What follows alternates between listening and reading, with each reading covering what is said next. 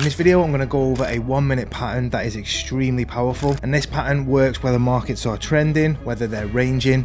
We just need to be looking out for a certain pattern, and then we are able to take trades. I'm going to go over how to spot the pattern, when to enter a trade, how to trade when the markets are ranging, how to trade when the markets are trending, and then some live trades that I took today. So without further ado, let's get into it. So what I'm usually looking for when I'm trading is I'm looking for price to clearly be in a trend, and then I'm looking to take a continuation trade. So if the previous hourly candle is bullish, I'll be looking for buys during the next hourly candle. And if the previous hourly candle is bearish, I'll be looking for sells. But that all depends on if price is moving sideways or not. When price isn't moving sideways, which we can see here on Wednesday, 9 till 10, we can clearly see that USDcad is going up. We have this bullish candle here, so price opens at 9 o'clock here, tries to push up a little bit further, but actually comes down and closes at 10 o'clock here. So once we've got this information, we can use this to take a trade during the next hourly candle. Now the pattern that I'm looking for is, I'm looking for price to start making lower lows and lower highs, even though I am looking to buy, simply because it gives us structure to work with. So after this 9 o'clock candle closes, we are then able to use this information of the lower lows and lower highs on the 1 minute to get into a trade. Because what you'll see is on the 1 minute chart, price trends a lot. So even though we've clearly closed bullish, price has actually been moving down during the end of the previous hourly candle. So what we're looking for is the first sign that the bullish momentum is stepping back into the markets, because we're still looking to buy based off the previous hourly candle. So after we have had this bearish pressure, we can see that we have a shift from here to here, where price has been making lower lows and lower highs. It's made its lowest point here and then has failed to break that lowest point. So once we've got that information, if we are then able to break a high and the current hourly candle that we are trading on is bullish, so if we look here, we can see that the candle had tried to push down. That's what this bottom wick is. When a 10 o'clock candle opened here, for 3 minutes, price tried to push down, created this wick, is then shifted back up, and then is now pushing in the same direction as the previous hourly candle. So once we have that shift and we break a high, let's go to the line chart to hopefully illustrate it a little bit better. So lower lows and lower highs. We then fail to break this low. We come up and make a high, come down to make a new higher low, which is that shift. Then we're looking for that high to be broken to be triggered into the trade, provided that we are green on the current hourly candle that we're trading. And there's 1 to 2. So that's how I look for continuation trades. I just want to move on to how we get into ranging trades, because we know that price isn't always going to be moving up and down. There is going to be times where it moves sideways. Here, for instance, we can see that from Thursday last night up until now, we're still trapped in this range.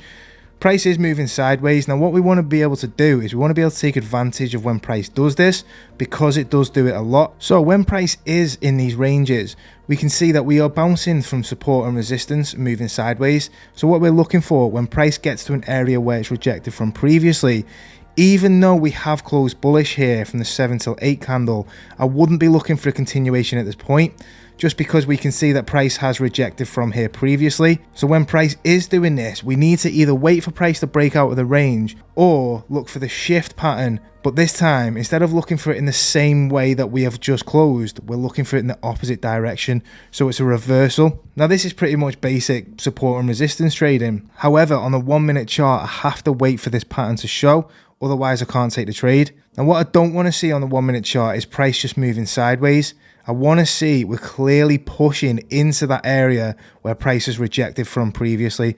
So we've got this bullish candle from 7 till 8. You see at 7 o'clock, price opens here, pushes down. It then starts pushing up massively. Now this is exactly what I like to see, because price isn't just going to continue in one direction forever. Price does come down eventually. And the good thing about this trade is price has pushed massively into this area where we've rejected from previously. So this is how I trade the ranges, is I wait for price to give us that pattern like we've just seen, just like we take on continuation trades, where we're making higher highs and higher lows. We've then failed to break the previous high and shifted.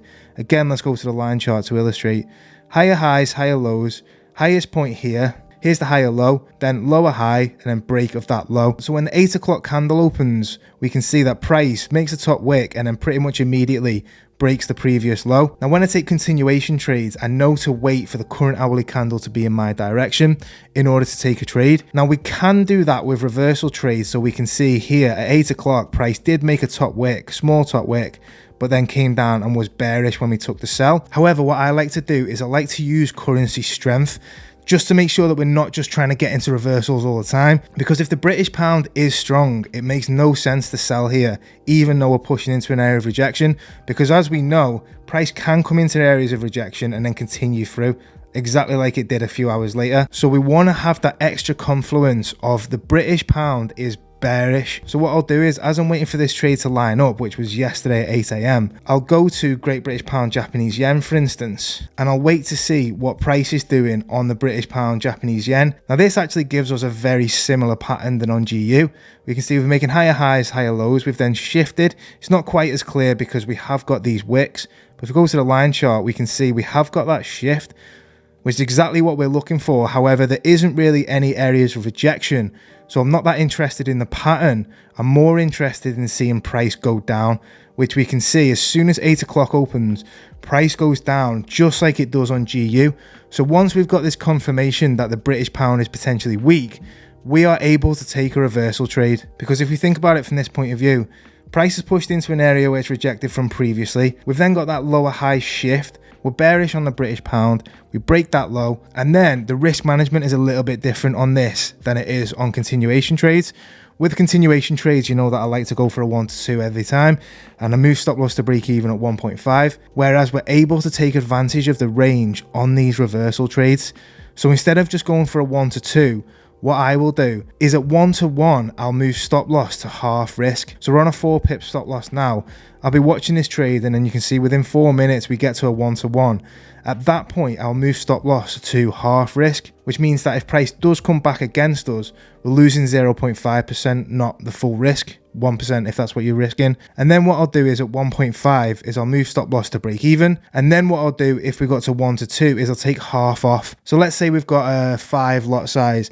Once we get to a 1 to 2, I will take 2.5 off. Then that way we've secured some profit. Our stop loss is also break even, so we can literally just let the winners run. And I do target the bottom of the range because, like I say, it's a risk-free trade now anyway, and we've already secured some profit. So we just let it run. And then once we break out of this range, we can start looking for continuation shifts again. So price is pushing up, failure to break, lower high, break of the low. There's another trading opportunity. So let's have a look at a trade that I took on USDcad this morning. Now this one is exactly the same theory. So price has been trapped in this range. We can see this here. I usually draw a box around it. So when price did come down to this area, we can see that we've got bearish momentum on the 1 minute, lower lows and lower highs. And then when price did come down to this area, when the 6 o'clock candle opened, I was looking for that shift, which you can see that we have here. So if we go to the line chart, you should be able to see it better. Lower lows, lower highs. We've then shifted to make a higher low. So when I was looking for this trade, I was looking at the strength of US dollar. So at 6:07 AM, I went to USD JPY, which you can see again is trapped in a range, but did start pushing bullish as we were looking to take the trade. So once I had that confirmation, I took the trade, and you can see we did get into some drawdown initially, but then price did actually push up, and I did get a 2.5 on that. We could have potentially held all the way back up to the top of the range, which would have been 6.75R. But either way, I've got a 2.5 out of that one. And then I did actually take another buy on this trade. Now, I'm not that happy with this trade, but I did think it's important to show the bad trades as well. So this one is a continuation within a range. So the reason I took this is because I thought that there's room to get back to the upside, to at least here before potentially rejecting. Now, what I do after every trade is I just ask myself if I'll take this trade again. And the answer for this one is no. The reason for that is there's no reason for me at this point to be taking trades within ranges that aren't at the bottom or the top. This was just in the middle of a range and anything could have happened. I really don't know why I took this, to be honest with you, but like I say, I've got to be honest. Now with prices up here, we're looking for sells. Prices down here, we're looking for buys until we break out of this range. And you can see we have broken out and broken back in, but I want to see price doing this in order to take continuations, and then price either at the top or the bottom of a range to look for reversals. This was just in the middle. Really don't know why I did this, but anyway, price is pushing down. We can see that there, lower lows, lower highs. We do have that shift, and I think from an entry perspective, it's not the worst. It's just, something about it just looks really weird, and the fact that we're in the middle of a range.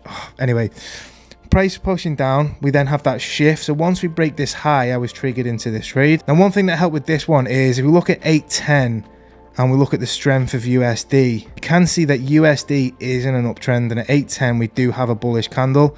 If we go to USD CHF as well, I think these are the reasons why I took the trade really, because I saw that the US dollar is bullish overall. So at 810 there, we do have a bullish candle and we seem to be pushing bullish. So that's the main reason why I took that. But from now on, I won't be taking trades in the middle of trends. I'll be looking for either at the top or the bottom, or looking for continuation. And with this one, again, we have a 2 pip stop loss. And we just about got out of this trade before price came back down and would have stopped us out at break even, because I did go break even at 1.5 because my trade management is different between continuation trades and range trades. So when it's a continuation, I just go for a 1 to 2, whereas with continuations, we are able to target the top of the range. So when price is clearly trending, we are looking for continuations. And when price gets stuck in a range, we're able to sell at the top and buy at the bottom. If we have that shift, which you can see, here's another example from today, USD JPY, price has been pushing down. We don't want to see price move sideways and then give us a higher low. So there's that shift. Once price is breaking that high, we're able to take the trade. We'll low down on the range. We'll see if at 944 USD is pushing bullish, because that's what we want to see. So usdcad, we can see 944, price is clearly pushing up. So on USD JPY, we're able to look at a buy because USD looks strong. We've got that shift, we've got that pattern. This one isn't as clean. It's only one candle in between each one. But if we look on the line chart, we can see lower lows, lower highs, shift, higher low, break of that high, triggered into the trade. And like I say, what we'd be doing is with have an alert set or just sit here and watch it, draw lines across. So 1 to 1 is there. We'll go stop loss half if we get to 1 to 1. If we get to a 1.5, we'll go stop loss to break even. So put another line in there so you can be watching this. And then if we get to a 1 to 2, we would take half off and then push for the entire range, which on this trade would have been a 4.45, which you would have been sat in for a while, to be honest, but we would have got there in the end. So these reversal trades are here for when price is moving sideways and we get to the top of resistance or the bottom of support. We are able to look for this pattern, see if the currency strength is there, then take the trade. And then when price isn't moving sideways like this, we can just look for these continuation patterns. So this is a 5K funded next challenge. If we go to today's history, we can see the 2 buys that we took. One of them, like I say, was a reversal that I liked. It was a range trade. That's why I wanted to make this video. The other one was just in the middle of a range, which I won't be taking again. So even though that trade won, I don't feel good about it. It's just a bit of a messy trade. Going forward, I'm just going to look for clear patterns because, like I say, we are trading every hourly candle. So there's plenty of opportunities where if we don't like the look of something, let's walk away, let's come back and try another hourly candle. So the profit was $139. But we did lose $50 in commission, which means we're at $91. So all good. Really hope you enjoyed the video. If you have any questions at all, please let me know in the comments and I will see you in the next one.